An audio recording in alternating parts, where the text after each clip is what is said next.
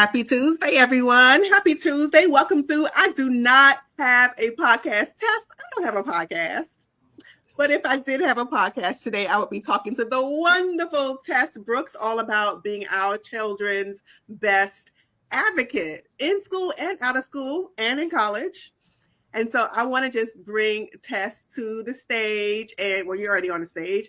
Welcome, Tess. Thank you for joining us. Thank you so much, Taisha, for having me. Thank you for this opportunity. Absolutely. So Tess is a colleague of one of my girlfriends and sorority sisters. I don't know if are you a Sarah? Are you a I Delta? am not. Okay. I am an Alpha Kappa Alpha woman. Oh, excuse me. It's okay. It is all good. Greek love to everyone, okay? Yes. But Tess is a colleague of one of my Sarahs, Courtney, and she comes highly, highly recommended. I really did not want to end this series of conversations without just kind of talking about school and supporting our schools. Tess, I follow so many educators and advocates on social media. And a lot of the feedback that I've been getting lately is that parents are not doing their job. And we're leaving it up to schools. And there's a lot of going back and forth because the parents are saying the teachers and the schools, and there's a lot of finger pointing. And I just kind of wanted to have a conversation with someone that has been in the field, been in the trenches, and knows what's happening and can actually arm us with some resources to support our kids. Okay, well, I think I might fit that bill. I think you will. So you sent me your bio, and it was so impressive. I was like, "Ooh, should I get dressed? Should I put a suit on?" I was telling Tess I'm just a regular round the way girl, but I was like, I felt like I needed to get dressed up after I read your bio. Not at all. Yeah, so it says that you are a certified educator with over 31 years of experience holding certifications in special education and science. You serve both in Baltimore and Charlotte, coordinating special education services throughout Baltimore Public Schools. Hey, Be More. In addition to your classwork, you partner with Excel Academy to provide community support for children in need of both mental health and educational services. Your approach blends academic rigor and compassion, ensuring that every child feels seen, supported, and capable of success. And it says that you remain grounded in the guiding belief that children need our presence, parents, more than our presence. Yes. Tell us what that means to you, that our kids need our presence, not our presence. I think we have become so materialistic that we are oftentimes ignoring the rudimental needs of our students and our children, because we are trying to work so diligently to provide the physical presence. And all along, we are lacking in our ability to provide them with our actual presence. Yeah, emotional, spiritual, mental health. And, it's so crazy because, I'm a mom of two. I have a 5-year-old and I have a almost 14-year-old. And it can sometimes, and I was homeschooling. I work a little bit. Trying to be all things to everybody. And I can see where sometimes it can be very overwhelming for parents, right? Definitely. We wear a lot of hats. In addition to being mothers, we also are women, and fathers, I'm sure, are listening as well. And we work, we are in civic organizations, and life is out there happening. Yeah. And in trying to maintain and keep up with life, sometimes I think just the time that we spend with our children is the one thing that they need the most. And it's the one thing that we provide the least of. Yeah. So I want to kind of get into a bit about what you're seeing that our kids' needs are. But I want to kind of connect with you a little bit, if you don't mind. Of course. Can you share a little bit about how you kind of came into the field? 31 years is a long time. I thought I am a bit of a happenstance educator. I was intending to become a pediatrician. Wow. I was offered the opportunity to graduate a semester early. So my plan that I had in place was kind of thwarted. I graduated and I went home without a real significant plan. My mother was an educator, or is a retired educator. She had an opening at her school. I fit the bill for somebody to fill that opening until the school year was over. Thus started my career, because I thought then, oh, this will be a great way for me to give back. I can do this for a year and then I'll go on with my plan. And I ended up really liking it. I caught the bug. Yes. And 31 years later, here I am. Wow, look at that. Look at that. There's this saying that tell God your plans and let him laugh at it, or something to that extent, right? Well, he definitely has a sense of humor. I've Yes. experienced that over and over in my life. Yes. Yes, yes, yes. What has been your biggest kind of breakthrough in your career, and what's something that makes you maybe the saddest?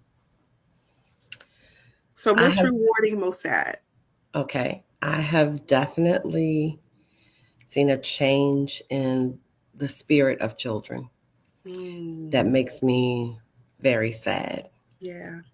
When I started this work in Baltimore 31 years ago, similar abilities. I had similar abilities in my students.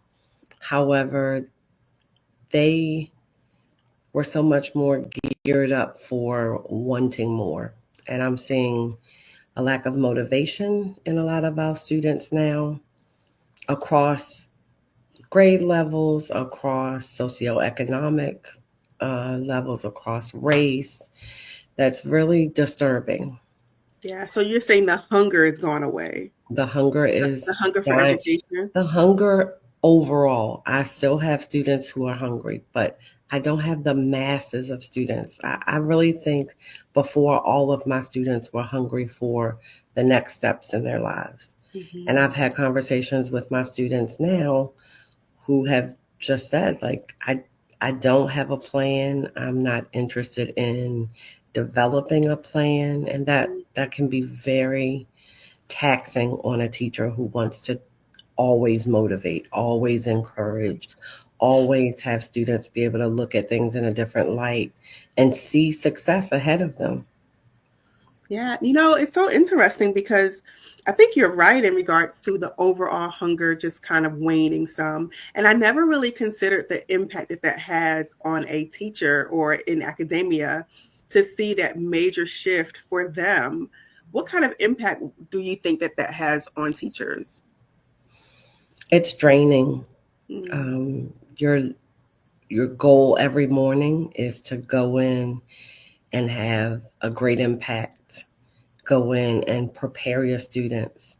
And then when you're before people who are not giving that same energy, it can be draining, and it can make you lose sight of your purpose sometimes. So I Wow. think teachers have to constantly be refreshed, and the load that we are presented with does not always give us the opportunity for that reset and refreshment. Yeah, I was going to ask about that because we always are like talking about teachers need to be paid more. What kind of incentives does the system, public school system, private school system, have in place for teachers to be refreshed, to be supported? Or is it just kind of they're out there on their own amongst themselves? And kind of, I see PTA sometimes doing things for teachers, but I don't know system wide, is there anything in place? There are community supports. The school that I work at develops partnerships with community groups, with businesses in the community to try to support our students and the staff. But again, we are the people doing that. So the teachers are the ones that are going out soliciting, going out trying to engage community partners. The school system does have some supports in place. However, I think a lot of times you're placing people in front of children who they say they want to be in front of children, but they lack the skill set. The It's almost teachers like becoming a themselves? parent. You're a parent. You want to become a parent. You want to have that baby. And then once the baby is here, you're like, am I prepared for this? Mm-hmm. And you're building the plane as you're riding on it. Mm-hmm. And that can be pretty daunting. So I think that's the reason why a lot of our educators are leaving, because they don't feel the support. There isn't time to really connect with other educators and really flesh out some of the issues. Oftentimes, it's not because I'm not getting paid a lot, because most often you know what you're going to be paid before you start venturing You into kind of this already field. know. Yeah, you already know. It's Yes. expected. Yeah. Um, it would definitely help if there was some commensurate pay for the labor of love that we're performing every day. Unfortunately, I think we're losing wonderful teachers because you can find similar benefits, if not better, similar or better pay in most jobs. Mm-hmm. Wow. And I think we're not given the credence that education really deserves. We are preparing for tomorrow at the expense of budget cuts. Mm-hmm. And if we are serious about preparation for the next generation, we would be pretty much last on the list for the budget cuts, but often we are first on the list. Yeah. How do we change that? How do we change? It sounds like we're changing reforming a system. How do we change that? We are reforming the mindset around education. Mm-hmm. In so many other cultures, education is revered. Absolutely. And if we don't get back to teachers, administrators, community leaders, every other job that once was considered to be held in such high esteem, if we don't get back to that, then I think we are really going to be at a disadvantage in terms of our next generation preparation, because we have to respect people who are willing to labor over children day after day to Mm-hmm. prepare them, not just academically. Mm-hmm. Our impact as educators, we in fact impact generations. Absolutely. Because if I have someone in my class that is leaning in and listening, they're going to pass that on to their children, and then their children will pass that on to their children. So I Yeah. don't really think we're giving it the respect that it deserves. Mm-hmm. And I think that's why other countries are maxing out in terms of academic performance, not necessarily because teacher preparation is so much different, but when the community supports something, when the community respects something, the outcomes are different. Yeah. What would it look like for teachers in education to be respected? What would that look like practically, you think? I think we have to get back to recognizing the importance of education, Mm-hmm. which means we have to focus sometimes on the past. We Mm-hmm. have to be able to look over our shoulders and know what happened and understand the sacrifices that have been made Mm-hmm. for education to be possible in order for us to kind of hold it in high esteem. Yeah. Yeah. Yeah. In order for it to be held in high esteem, just saying we have to get back and kind of respect it. And that kind of lends itself to the conversation in regards to parents. And so we have some limitations, it sounds like.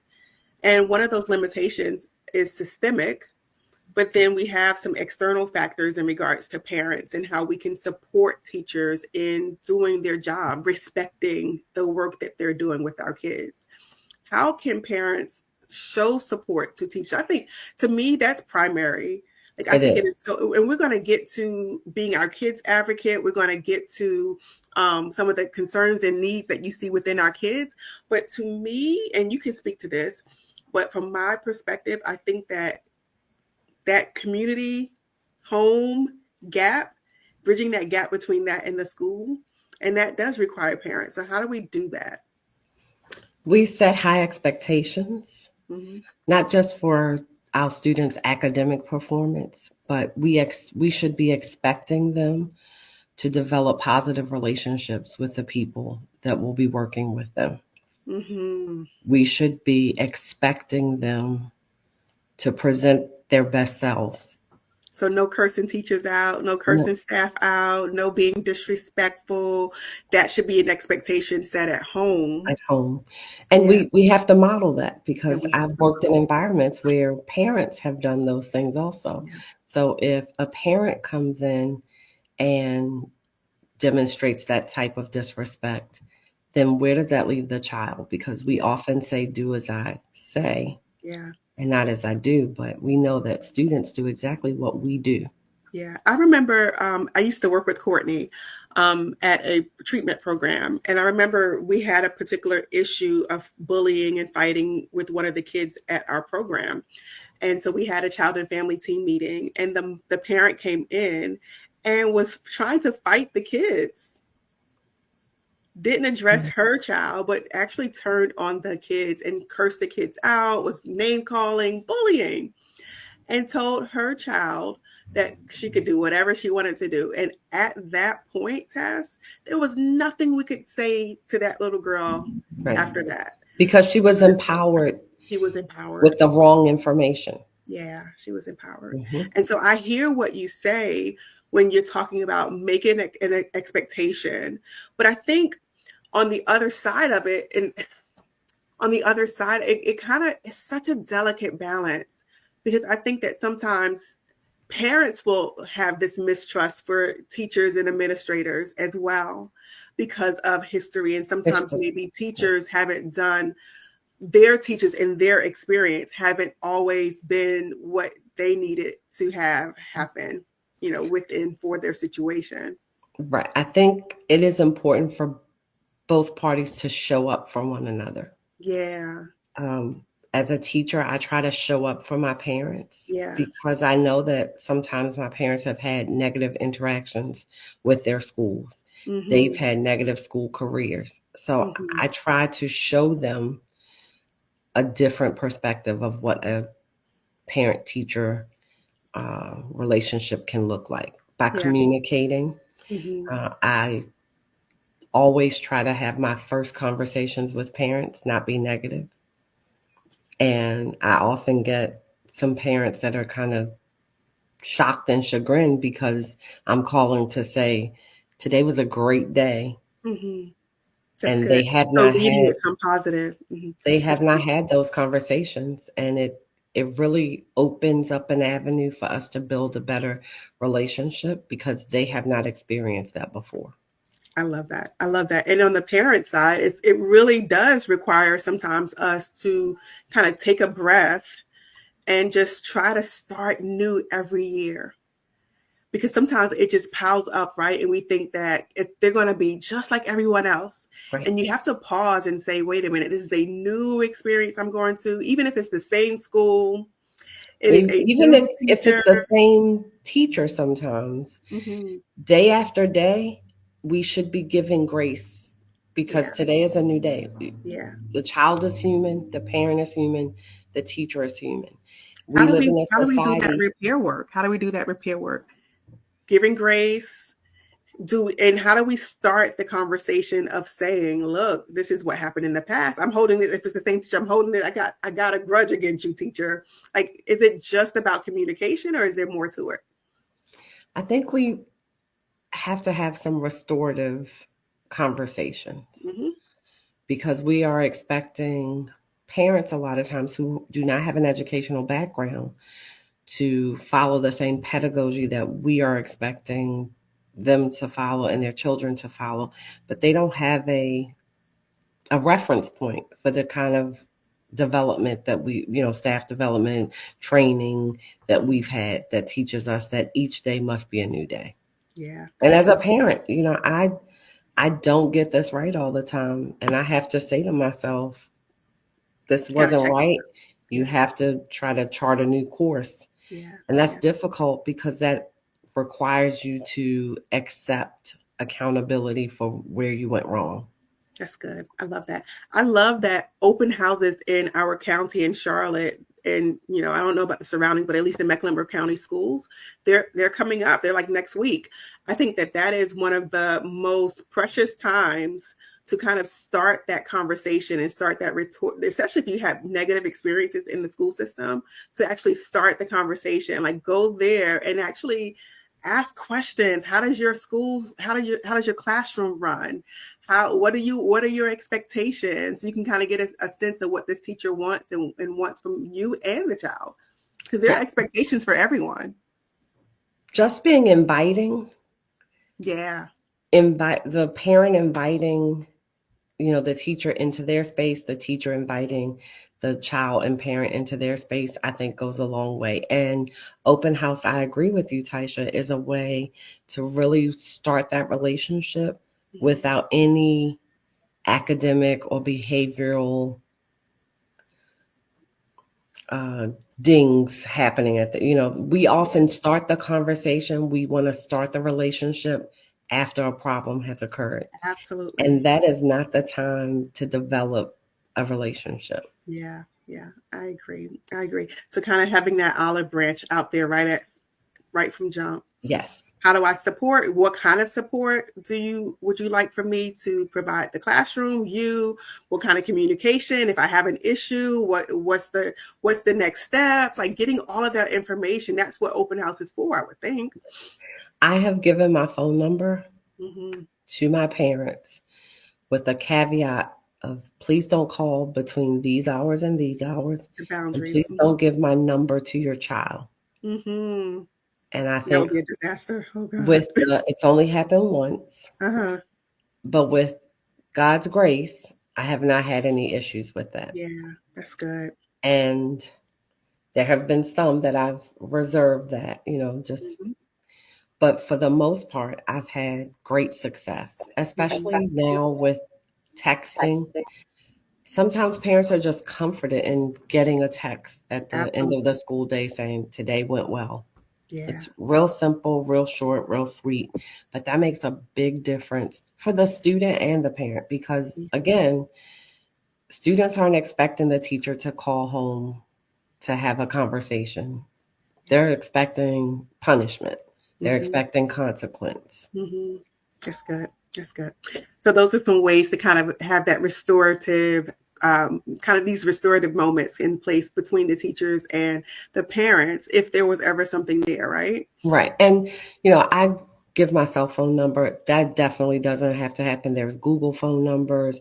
We have ParentsWare. We have so many modes of communication. But I just think the communication is so important. Yeah, very important. So what are the needs that you're seeing with our kids? I see our children coming to school not being emotionally, socially, or academically prepared. We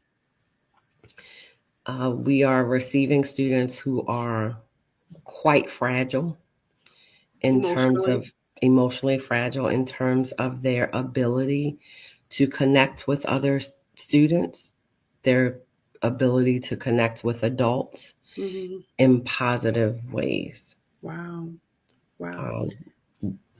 We're seeing students who have learned that if they do the most, that's the way for them to, cycle back on the expectation. And that teaches our students that they're never going to try the hard things in life. And you and I know that if you don't try the hard things in life, you're not going to meet with success. Absolutely. Because if you bail out every time something gets to be difficult, you're not going to be able to experience the successes of life. Yeah, that's so good. So emotional regulation seems to be a big thing. My 5-year-old is a COVID baby. She's the first of the COVID babies.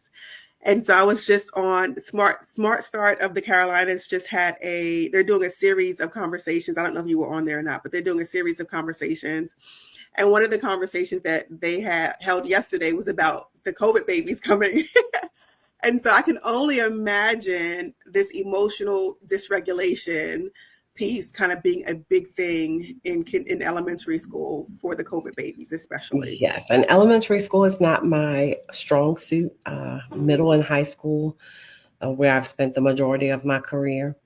However, I think the same is true for every age group. Wow. If the child isn't coming knowing how to self-regulate, if they don't have the ability to co-reg with someone else, school is a very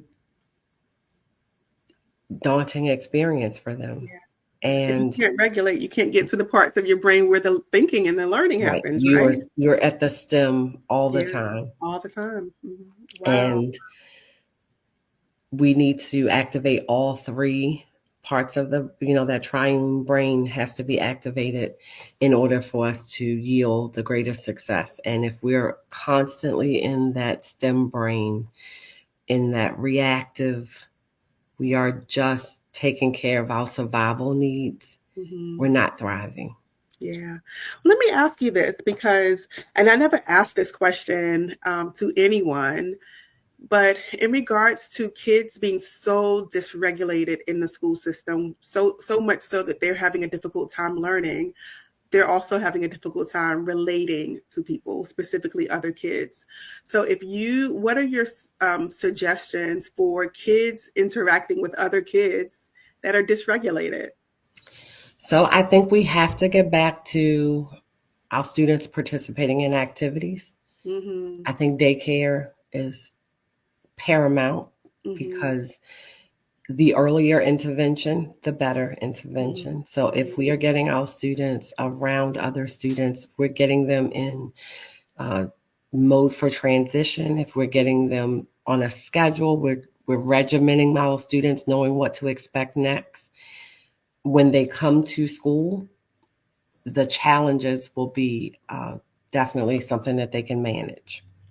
Yeah. But in terms of once they get to school,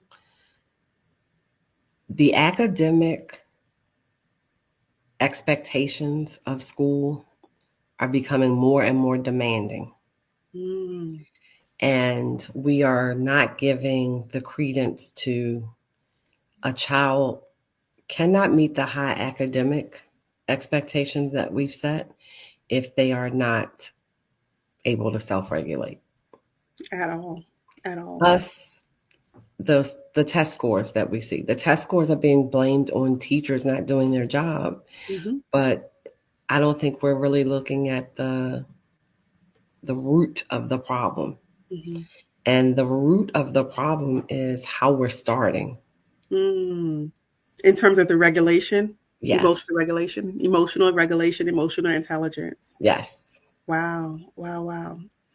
Yeah, and it's so interesting that you say that because I was looking at the report card for CMS and most of the schools are failing. Most of and that was so shocking to me. And most of the students aren't failing because most of the teachers aren't teaching. Most of the students are failing because we are almost being forced to only address academic needs. We have an SEL portion of the day. But if we're... And SEL is, for those listening, is social emotional learning. Yes. But if that happens in the morning for 30 minutes, what happens throughout that 7.5-hour day? Yeah. If the child's regulated in the morning and we never touch back on that throughout the day, they're expected to transition within the classroom. They're expected to transition outside the classroom. All of those present their own challenges for students who are not able to regulate. All those transitions, all the changes in schedules that have to happen, those are very challenging for students who struggle in that area. And we've only touched on that in the morning when they first get there. Yeah. And sometimes kids are late. There's so many things that could be going on that makes them miss that opportunity. Yes. And even with that opportunity, I just think we need to put more focus on threading it throughout the day. I think we would do better as a system if we threaded that those practices in our classrooms and not just identify 30 minutes, 40 minutes, 15 minutes, some places in the morning. That's good. I love that. I don't know if you know Carla Carlisle. Have you ever heard of it? She does, she does groups within the school system for social emotional learning and social regulation. I'm just like, as I'm talking to you, I'm like understanding why it's so important that she is in the school system and providing those skills to the kids. Yes. And I'm like, God, how can I support the teachers? Because the teachers need support too. And as teachers, we need to get back to our roots and what makes us happy. Like I ask my students, what brings you joy? Mm-hmm. What do you do when you're all by yourself? Mm-hmm. Sans the iPad, sans Mm-hmm. the telephone, that Yeah. present their own challenges because they are requiring our synapses to be constantly firing. Yeah. And so when someone gets before you and they want to present a lesson that does not have that same kind of interaction, it's very difficult for you to sustain your attention. Yeah, I understand. So speaking of that, I want to kind of shift into supporting academically our kids. I remember when my son first started, we had to get him an IEP for speech. And there were like, I didn't want to, I didn't want to get him an IEP because I thought that labeled him and he would feel that within the school system, it will follow him. But, now that he actually has grown out of the IEP, but it was one of the best decisions that I made as a parent to get him that support. And he was able to get services that helped him with his speech, right? And probably helped him in other academic areas as well. Yeah. And so can you talk to parents whose children may be struggling academically, but they don't know what to do? Yes. I think everyone, when they have a child, you have a vision of where your child's going to land in life, what that journey is going to look like. And so anyone that changes your preconceived notion of what that path looks like, it's almost like it's an alert that goes up, and people tend not to want to engage with those things. We see this a lot with our kids struggling with sexuality. It's not a lack of love that parents have. It's just that's typically not what you imagine when you set out to have a child. And so that's difficult. And so we try to get those things out of our paths so that we don't have to deal with them. And I see that a lot, having worked with special needs children for years and years and years, that parents want their children to be successful. Parents want their children to be able to access the learning. But when you present a plan that's going to help them, they say, absolutely not. Yeah. And it's an oxymoron, but information. Do you believe it's also because of the stigma attached to getting the help? Yes. Yes. But I think we live in an era now where kids are far more amiable to having help. I don't see the same type of stigmas associated with special education, 504 plans as when I started. Yeah. There were some really mean things that my students faced because they were in my classroom. Now, children will reach out for help sometimes, even when they don't have those plans. Like I want the additional help. And I think when we approach school as a place where you can get help, and that help should be if you're in need of social emotional help, if you're in need of academic help, if you're in need of community support in terms of maybe something happening within your home that requires some resources. If we establish our schools as places where those services are there and you should be able to access them without the stigma, then all of us would be doing better. Yeah, I love that. I love it. It's so funny as you were saying that, I had a flashback. One of my favorite movies is Lean on Me. I'm dating myself.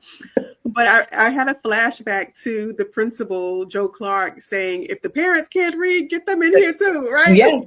And he had a community kind of aspect to it. And I think that's what you're saying, is that sometimes that stigma also, not just the parents feeling that it will stigmatize the kids, but sometimes the parents feel that stigma. I'm not doing my job as a parent. Yes. There is something wrong with me, because sometimes there's a biological component, and sometimes the parents may know that they may need support too and may not want to own up to that. So there's a lot that is kind of involved with the stigma piece of it.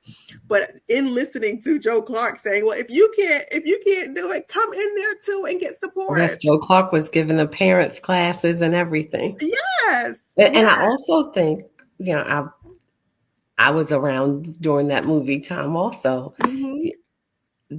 He was determined to make a difference. Yeah. And he was willing to do some things that may not have been traditional. Yeah. And even though he met, parents that did not agree with him and that sought to remove him, he stood fast on his desire to help children. And once people realized that and saw the benefit of that, the community supported him.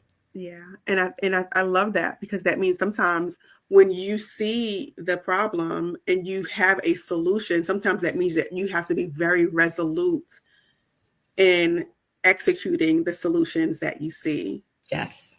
Yeah. And I think that over time, if people see that you're consistent, they begin to see your heart and they begin to buy into it. Yes. Yeah. Yeah, that's so good. So what are some of the supports that the school system has for kids that may be struggling academically or even with the SEL? I don't even know what, outside of Carla's program, I don't know what other supports they have for kids that are struggling with social emotional learning. So we do have a social emotional learning curriculum. Mm-hmm. So that is a support that the school system offers. The school system offers restorative practices. And that's where both parties have to be willing to mediate. Both parties have to be willing to compromise and come up with a solution for how. So meaning there was a problem. There was a problem. Mm-hmm. And we asked both parties to participate in a restorative practice where we flesh out the issues and come up with a common ground. Is that something new? It's like mediation. It's not. I think it is used. I work in an alternative setting. I think we use it more so than other settings.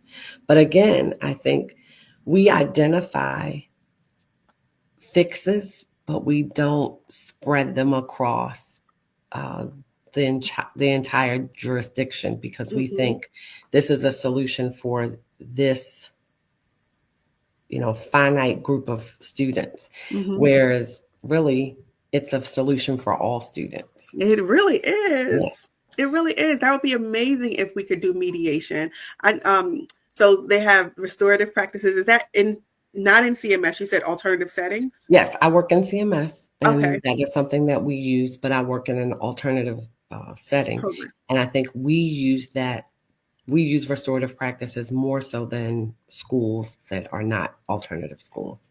Okay, but regular traditional schools that are not alternative also have those at their disposal. So if a parent sees an issue, she or he can request a restorative practice. Yes. So can you kind of just, because I've never heard of that.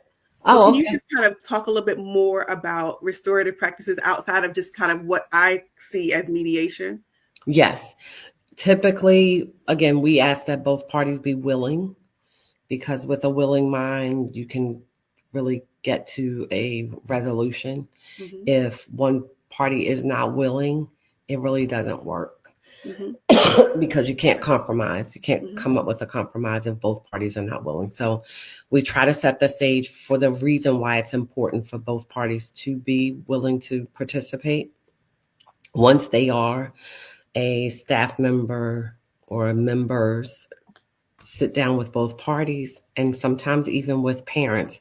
We have some instances at our school where things have happened in the neighborhood and it just doesn't require student intervention, but maybe a parent conversation. And those are typically held off campus. Okay. But the ones that we have on campus, both parties are presented with the issues, what happened, what has been going on, and then we encourage the students to figure out a path for them to be able to co-reg, for them to be able to get along That is so and good. navigate the school experience side by side. Are there any other, so outside of the conversation, are there any other types of restorative practices that CMS kind of holds? There are a number of restorative practice, like we use check-ins. Sometimes we use check-ins, and in my school we use check-ins, like a dual check-in, to see what's the temperature like between these two people. Will it require some separation? Will it require us to review the plan that we came up with about how we're going to be able to navigate the school building without incident? Because, reviewing those goals, as adults, we need to revisit our goals. We need to reflect, and students need the same opportunities. So that's a way that we kind of take the information from the restorative practice and use it on a day-to-day basis.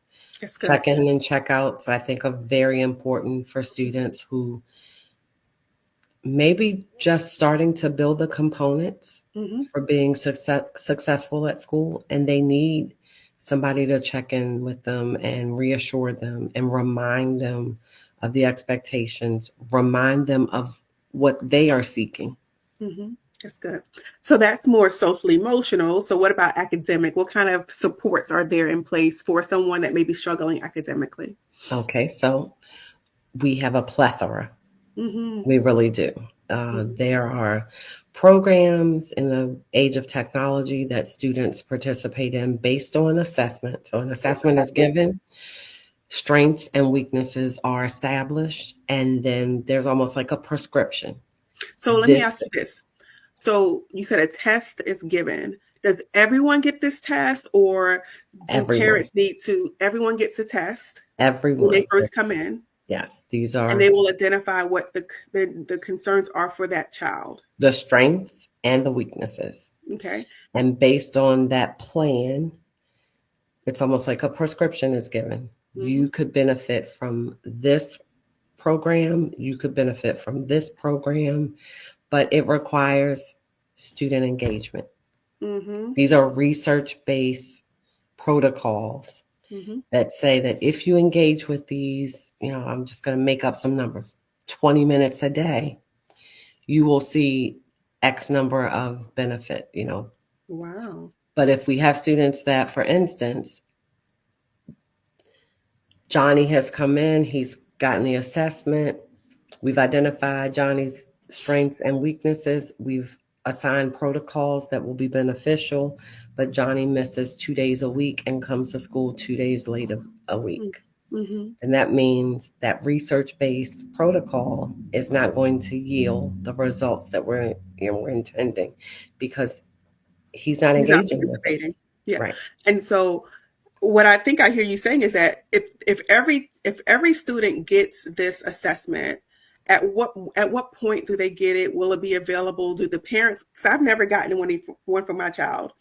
Do I need to call the school and say, where's my child's assessment? Like, what do I do? How do I know what the prescription? You said a prescription. How do I know? We're given like a universal screener. So everybody takes these. It doesn't matter what kind of program you are in at your school. Every parent should get some type of results from these screeners to say your child's doing well with this skill. We've identified more work needs to be done to master this skill. Okay. So by about 1 month in, they should have had the screener.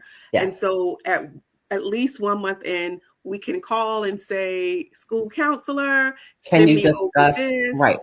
I would say not just can you send it to me, because if somebody sends you something and you don't know what you're reading, I would say, can I have a conversation with somebody about what this means? How can I support at home? This is good. Most of our children have access to technology. If these programs and protocols are online, then I can sit down, I can give that presence and sit down with my student and encourage them. And if they work on it for 15 minutes a day at home, that's going to yield incredible results. And that's the One, collaboration. because it's a collaboration. It's saying to the child, I consider your education to be important. Absolutely. That's good. That's good. All right. So the prescription, the child should be engaging. What happens if they're not engaging and CMS is not giving them the services? What if the child is in school and it's not happening for whatever reason? Somebody's short staff or whatever. This is built into most schools. I'm going to say most because I shy away from saying all for anything, but this is supposed to be built into the school day. So if this is time allotted in the beginning of the whatever the individual school decides when they're going to address the needs of students, this is time built into the schedule. But if Johnny is supposed to be on XYZ and he is watching a music video, or he's watching YouTube shorts. So on a regular basis, we need to be checking in with our kids and asking if they're following the prescription or the plan. Yes. Ask the questions, tell me not just how was school. And this is what I'm very guilty of as a mother. How was school? The person, the child gives a response. Reframing the questions that you ask about school, what was funny today? Because you want to draw out of them some kind of positive experience that they had. So it may not even need to be academic questions sometimes. You need to ask them, are there any new students at your school? Something that's going to require a conversation. That's good. Yeah, that's good. And I wanted to touch on, so we know that the kids have a plan. Things are not going well. I wanted to touch on before we end 504 plans and IEPs, because I think that is so important if things are really going left and those prescriptions are not working, so to speak. Yes. Okay. So that is when an IEP or a 504 would actually be introduced. We've tried the universal prescription. The universal prescription is not yielding the results that we need. And my child is falling further and further behind. So typically a 504 plan would be if a child has some type of diagnosis. It could be a child who has vision issues and those speech, and those concerns are impacting academics, because that's where a lot of our parents get confused. It has to have a negative impact on your child's ability to access the regular education curriculum. You could have a child that, I'm thinking of a particular instance, a child that had a disease and she wanted the child to have an IEP because she had a disease, but the child was not having any academic concerns. The child was thriving. Yeah. And it was very difficult to get the parent to see that the IEP and the 504 are for students who are having challenges with accessing the regular education curriculum, because all students are regular education students first. Absolutely. And the impact can also be the social emotional learning piece. That is it's correct. Not just they're failing in classes. It could be, for example, my son. I'm concerned that my son, he has a stutter, and the stuttering makes him not want to speak up in class and answer questions. Not want to attend school. Not want to attend school. He's afraid to get bullied. That's social emotional. Yes. And so you can advocate for your child and say, hey, this is impacting him, and so he needs to keep these services. That's how I kept it for so long. I advocate now. I advocate. And the squeaky wheel gets the oil. You have, and that's the thing. I love that you said that, because you have to know what's in place. You have, there's a 504 plan, a handbook. There's the IEP handbook. There's a handbook that I didn't know about, the stuff that you're talking about. I'm gonna go find the handbook. And I'm going to read everything so that I can know what they're supposed to be doing and what's available. Those tests are given 3 times: fall, winter, and spring. Mm-hmm. So you should be able to see the progress that your child is Yes. making. Yeah. And so advocacy, when I think about advocacy, I think about I need to advocate because I have information and I am making informed advocacy efforts because of what I know is happening or not happening. And so in order for that to happen, that collaboration does need to take place. Like you need to know me. Yes. I need to know you. I need to know what's supposed to be happening. If you have a student who your child, you know that your child is an introvert. You know that your child, I have an extreme extrovert. Mm-hmm.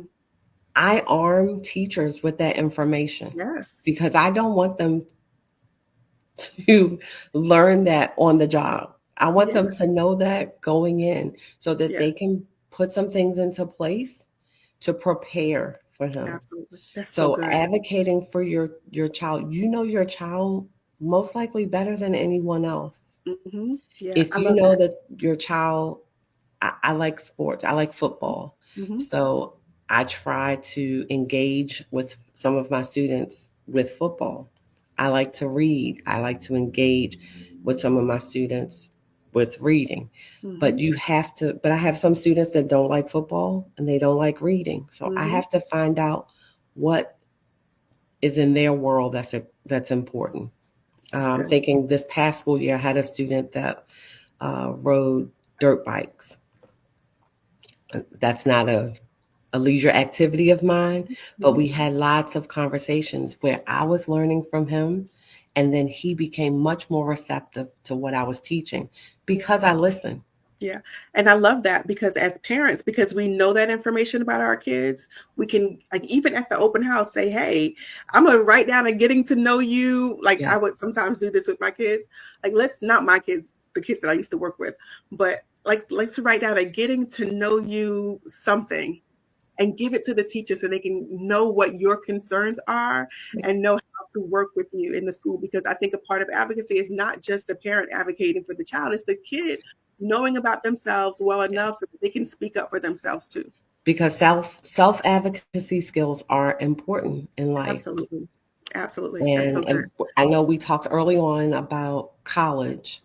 If Yes. a child is going off to college and they don't have those self advocacy skills, even though they have made the grade to get to college, it could also mean that it not be a thriving experience because they have not been taught to ask questions. They have not been taught to seek additional resources. They Mm-hmm. have not been taught that the squeaky wheel gets the oil, Mm-hmm. that sometimes it is only because you ask. Yeah, that's so good. And keep asking. And Yeah. keep asking. And keep asking. Yeah, that's so good. So 504 plans, that's for kids that have some type of diagnosis. What's Yes, the difference between and the 504 plan, if I'm not mistaken, is supposed to provide accommodations that is in the correct. So school setting for 504 plan gives the child accommodations that will help them access that regular education curriculum. And IEP will also give the child, in addition to accommodations, it also means that they need some specialized instruction. They yes. need something different from an instructional standpoint to help them access the general education curriculum. Hmm. And that could be, give me some examples of what that can be. That could be a child that has a learning disability in math. Hmm. They read on grade level, however, they're performing 3 to 4 grade levels behind in math. Hmm. And so they're going to need some support to help them be able to access that math curriculum. Absolutely. And for I used to, so from what I understand too, those accommodations can also be things like being pulled out, Yes. getting separate classroom settings, having a teacher read to you if I'm having a difficult time reading, and that's So something that my goal is, a reading test can't be read, but mm, other tests can be read other because tests can be if I read. read a reading test, Yeah, then the very thing that I'm purporting to test you, I'm, you're giving you. enabling. Yeah. All right. Yes.